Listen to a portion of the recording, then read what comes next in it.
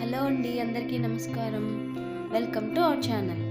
ఈరోజు మనం what is the secret of success అనే విషయం గురించి తెలుసుకుందాం. విజయానికి రహస్యం ఏమిటి? ఈ విజయానికి రహస్యం అనే దాని గురించి వివేకానంద గారు ఏం చెప్పారో ఒక చిన్న కథ ద్వారా తెలుసుకుందాం. ఒక చిన్న గ్రామంలో ఒక యువకుడు నివసించేవాడు. అతను విజయానికి మార్గాన్ని కనుగొనాలనే తపనతో ఆ యువకుడు దానిని కనుగొనే ప్రయత్నం చేశాడు. స్వామి వివేకానంద జ్ఞానం గురించి విని అతని పూజ్యమైన ఋషి వద్దకు వెళ్ళి, స్వామీజీ, విజయ రహస్యం ఏమిటి అని అడిగాడు. దానికి వివేకానంద ఒక చిన్న చిరునవ్వుతో, నన్ను అనుసరించండి, నేను మీకు మార్గం చూపుతాను అని సమాధానం ఇచ్చాడు.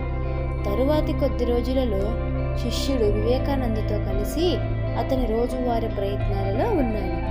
వారు రోగులను పరామర్శించారు, వృద్ధులకు సహాయం చేశారు మరియు అవసరమైన వారికి సహాయం అందించారు.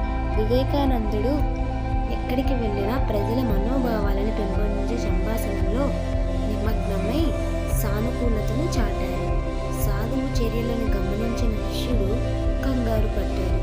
స్వామీజీ, మీరు విజయానికి గాఢమైన మంత్రం లేదా వ్యూహాన్ని వెల్లడిస్తారని నేను అనుకున్నాను. మనం మన సమయాన్ని సాధారణ దయతో ఎందుకు గడుపుతున్నాము? అందుకు వివేకానందుడు ఈ విధంగా ప్రశాంతంగా సమాధానం ఇచ్చాడు. నిస్వార్థ సేవా కళలో నిజమైన విజయం ఉంది. ఇది సంపద లేదా అధికారాన్ని కూడబెట్టుకోవడం గురించి కాదు, ఇతరుల జీవితాలపై సానుకూల ప్రభావం చూపడం గురించి. ఇప్పుడు నేను వివరిస్తాను. చిన్నదైన ప్రతి చర్య సమాజ శ్రేయస్సుకు ఎలా దోహదపడుతుందో వివరిస్తూ ముందుకు సాగారు. ఇతరుల్ని ఉద్ధరించడం ద్వారా వ్యక్తులు సామరస్యపూర్వకమైన సమాజాన్ని సృష్టిస్తారు మరియు క్రమంగా నెరవేర్పు మరియు విజయాన్ని పొందుతారు.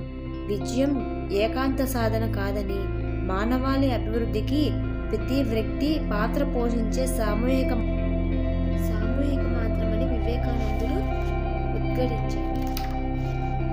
శిష్యుడు ఈ పాఠాలను అంతర్గతీకరించినప్పుడు అతను తన స్వంత దృక్పథంలో మార్పును గమనించడం ప్రారంభించాడు. అతను తన పొరుగు వారికి సహాయం చేయడం, గ్రామంలో స్వచ్ఛంద సేవ చేయడం చేశాడు. విజయానికి నిజమైన రహస్యం దాచిన సూత్రం కాదని, ఇతరుల సంక్షేమానికి ప్రాధాన్యతనిచ్చే జీవన విధానమని అతడు గ్రహించాడు. చివరికి ఈ అమూల్యమైన జ్ఞానాన్ని అందించినందుకు శిష్యుడు వివేకానందులకు కృతజ్ఞతలు తెలిపాడు. విజయం అనేది కేవలం వ్యక్తిగత విజయాలు మాత్రమే కాదని, గొప్ప మంచికి తోడ్పడడం మరియు ప్రపంచంపై